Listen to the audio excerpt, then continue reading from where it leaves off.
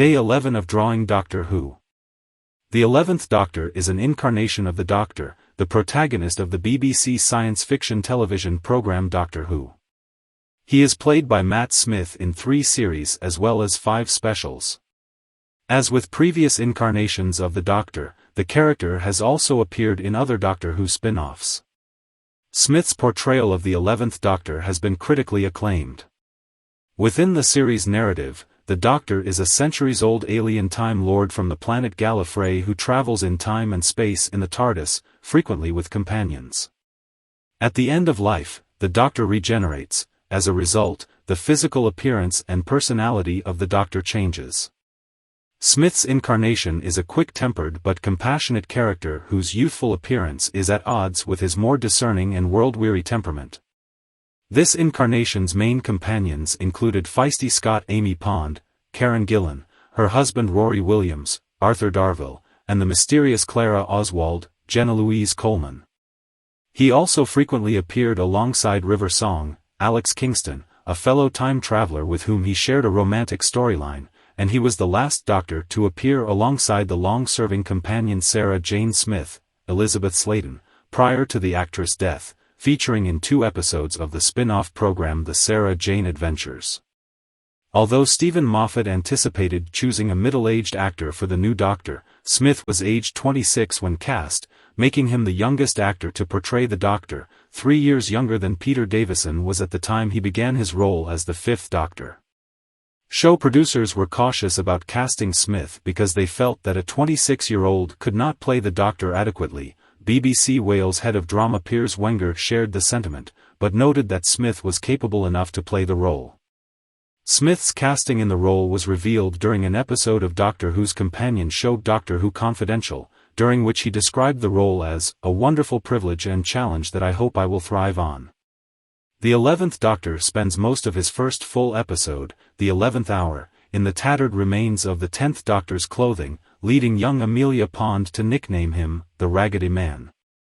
The Doctor's initial outfit, chosen within the narrative of the 11th hour from an array of clothes found in a hospital, is a brown tweed jacket with elbow patches, bow tie, braces, blue trousers and black, ankle-high boots. The details of the outfit vary, switching from a braces and bow tie combination in red to the same in blue. In later stories, a green moleskin overcoat makes its way into the Doctor's ensemble, occasionally replacing the Harris jacket. On other occasions he does not wear a coat and wears a bow tie and dress shirt. The original tweed jacket is lost in the episode Flesh and Stone, but replaced in The Vampires of Venice, then becomes a plot point for the story arc for the season. In the Christmas special, A Christmas Carol, which aired the Christmas after the 11th Doctor's first series, he wears his most famous, Prince of Wales check, tweed jacket and a 1950s white dress suit. During seasons 6 and 7, he alternates the tweed jacket with the green moleskin overcoat. The tweed jacket makes a final appearance in The Angels Take Manhattan. After appearing in Victorian period clothing throughout The Snowman, the Doctor's costume changes to generally more somber colors beginning in The Bells of St. John, where he exchanges the monk's robes for an eggplant purple cashmere frock coat and a variety of waistcoats, and bow tie. Amy Pond's reading glasses, which were left behind with the Doctor after Amy and Rory's departure in the episode The Angels Take Manhattan, are also occasionally worn. In The Big Bang, the Doctor briefly dons a fez, stating, "I wear a fez now, fezzes are cool." This began a running gag with cool headgear, including a beige Stetson, a black top hat, and the recurring fez, most of which were destroyed by River Song. In an interview with Doctor Who magazine, Stephen Moffat revealed that the 11th Doctor had an entirely different costume until close to the start of filming. The original look had a swashbuckling feel which Doctor Who magazine editor Tom Spilsbury described as, a little like something Captain Jack Sparrow wears in the Pirates of the Caribbean movies.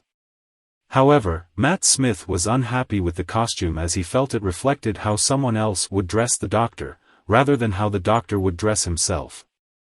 Smith also mentioned in a 2012 interview that his Doctor was going to have a very long black leather jacket, but it was too Matrix style.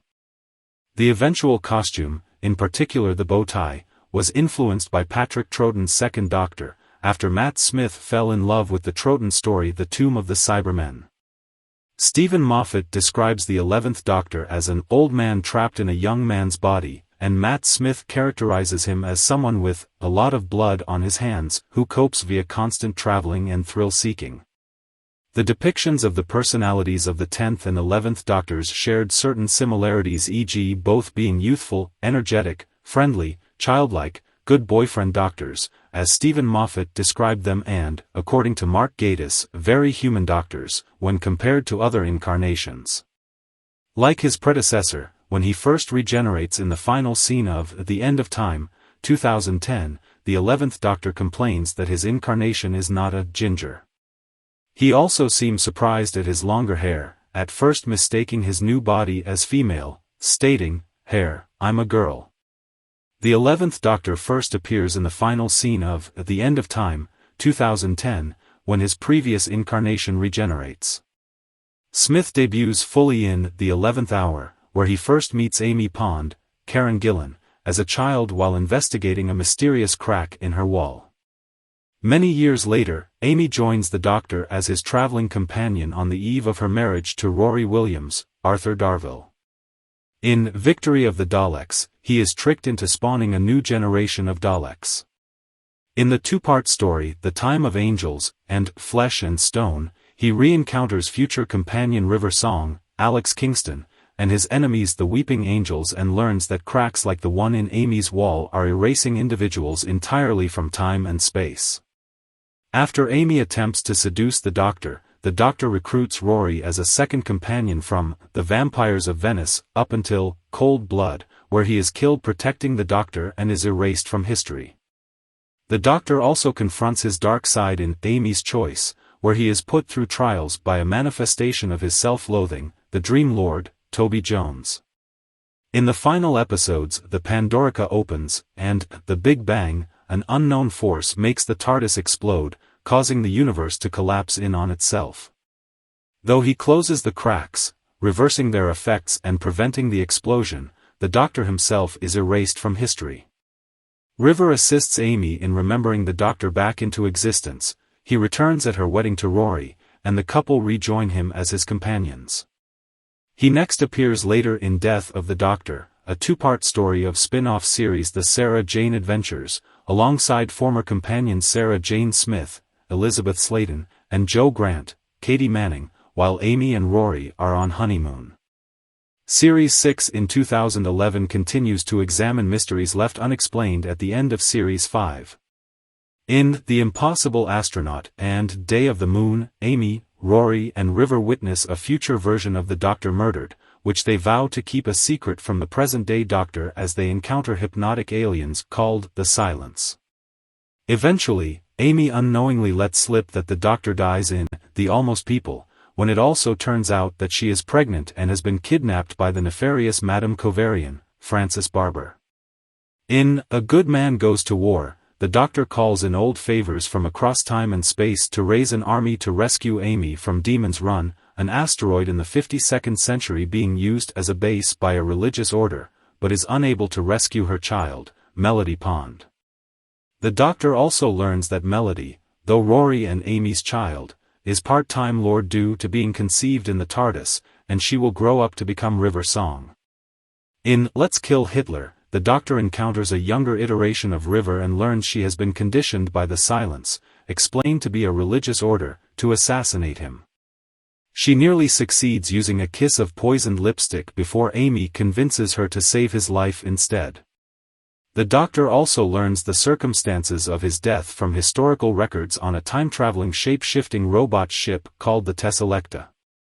In The God Complex, the Doctor leaves Amy and Rory on Earth when he realizes Amy's apotheosis of him endangers their lives. Some time passes before the Doctor is ready to confront his death.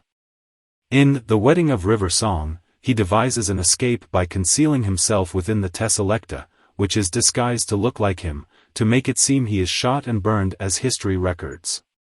In a doomed alternate reality caused by River's reluctance to shoot the Doctor, the two become married. During the ceremony, she is let in on the Doctor's original plan and helps fake and corroborate his death. The Doctor is then warned by his old friend Dorian Moldavar, Simon Fisher-Becker, that more prophecies still concern him. The Doctor learns he will be asked the oldest question in the universe, Doctor Who, on the battlefields of Trenzalore. The Silence had intended his death to prevent this.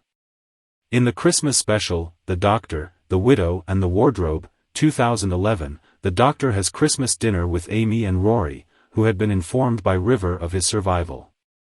They unite again in the Series 7 premiere, Asylum of the Daleks, 2012, in which the Doctor is erased from the Daleks' memory banks due to the actions of Oswin Oswald, Jenna Coleman, a young woman turned Dalek who had retained her human mind. She subsequently dies. The Doctor then takes Amy and Rory on several adventures, eventually taking them back on as full-time companions in The Power of Three before losing them during the events of The Angels Take Manhattan. The Doctor subsequently retires to a secluded lifestyle in Victorian London, until the 2012 Christmas special, The Snowman, when he is inspired to save the world by a barmaid/governess called Clara Coleman, who he considers an ideal companion. Mid-adventure, Clara dies, and when the Doctor sees her tombstone, reading Clara Oswin Oswald, he realizes that Oswin and Clara are the same woman in different moments of time. He resolves to find her again in another era. The Doctor succeeds in The Bells of St. John, saving a present-day version of Clara Oswald from agents of the Great Intelligence. He takes her as his companion and attempts to solve the mystery of The Impossible Girl.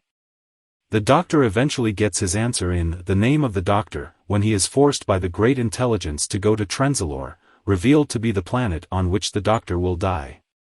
Within the Doctor's tomb, the Great Intelligence uses the dead Doctor's remnants, his disembodied time stream, to spread himself across the Doctor's history, turning his victories into defeats. Clara pursues him and is scattered throughout the Doctor's timeline, creating Oswin Oswald and Clara Oswin Oswald among numerous other incarnations who undo the Great Intelligence's work. The Doctor has a mournful conversation with River's apparition, giving her closure before entering the timeline to retrieve Clara. However, once he saves her, the Doctor is forced to reveal the existence of a previous incarnation, John Hurt, who broke the promise represented by the name Doctor during the Time War of his past.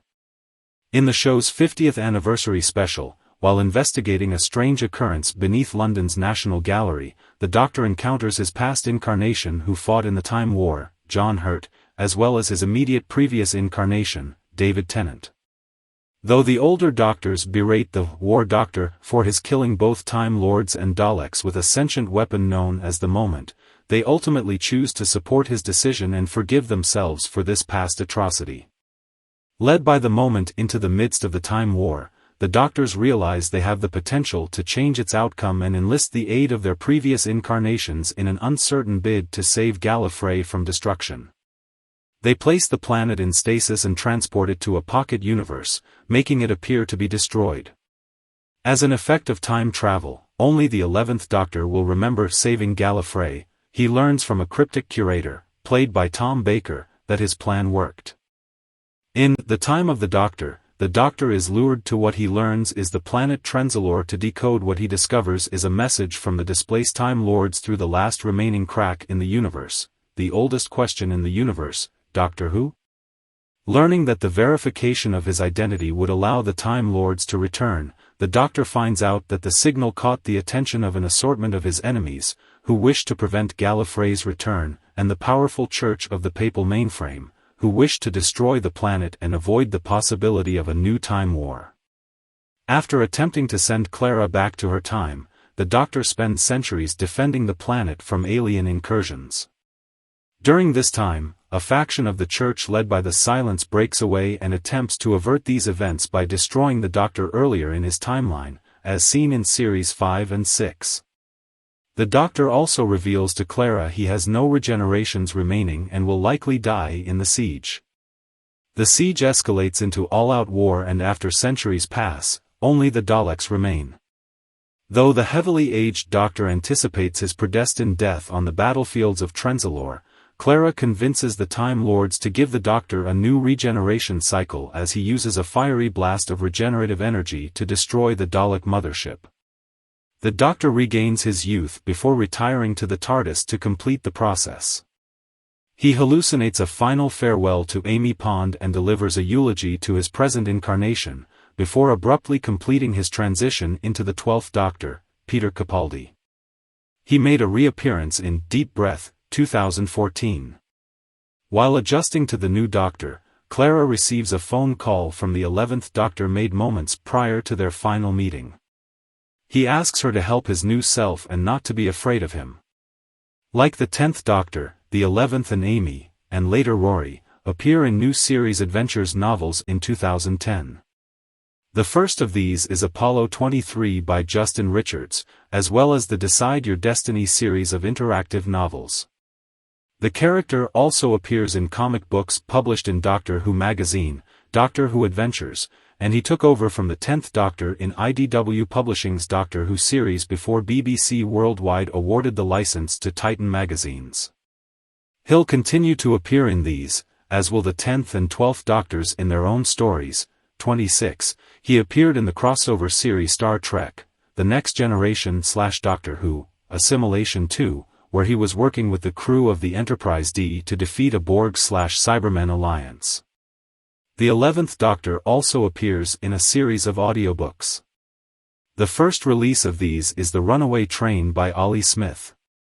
To tie into the 50th anniversary of Doctor Who in 2013, Big Finish and Audio Geo produced The Time Machine, an audiobook story starring the 11th Doctor and narrated by Jenna Coleman. The 11th Doctor made his next audio appearance in 2016 for the Churchill Years, starring Ian McNeice narrating in character as Winston Churchill, and its second series in 2018. He also appeared alongside the 10th Doctor in the Iago and Lightfoot revival in 2017, narrated by Trevor Baxter and Christopher Benjamin. In the absence of Matt Smith, voice actor and impressionist Jacob Dudman has voiced the 11th Doctor in multiple Big Finish productions, including the ongoing range The 11th Doctor Chronicles, which debuted in August 2018.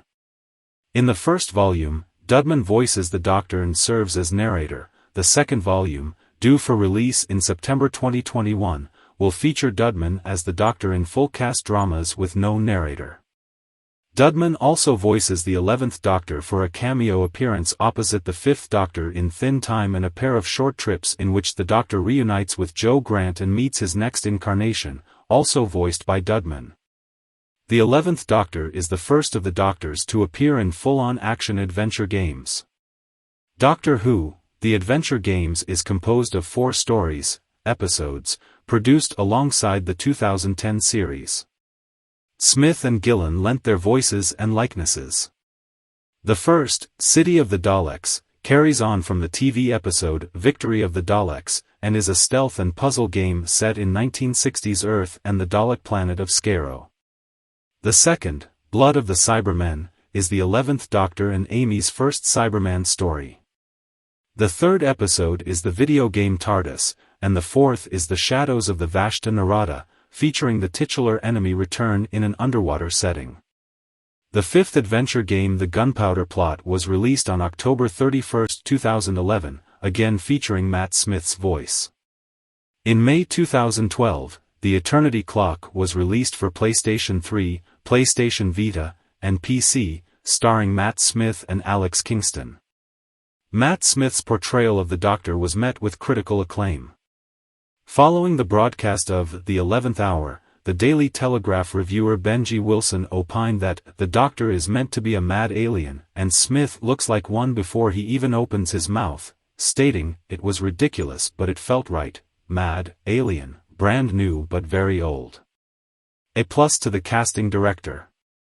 A plus to Smith. In The Guardian, Daniel Martin concurred, stating that Smith inhabits the role from the moment he pops up. He carries off the youthful vigor of a new body and the ancient professorial wisdom with easy panache. Martin Anderson of Shadowlocked claimed him to be the best Doctor since Tom Baker practically redefined the character in the 1970s. Smith's performance in Flesh and Stone was acclaimed by Gavin Fuller of the Daily Telegraph, who noted that Matt Smith's quick-paced delivery is a major facet of the success of the current series. In his review of The Big Bang, Fuller once again praised Smith's acting. Matt Smith was superb in his scenes where the Doctor sacrifices himself in the Pandorica to rescue the multiverse. Kyle Anderson of Nerdist wrote, "I don't know about you all, but the 11th Doctor was my Doctor." Dan Martin of The Guardian also claimed Smith as my ultimate Doctor. Stay tuned for the next Doctor.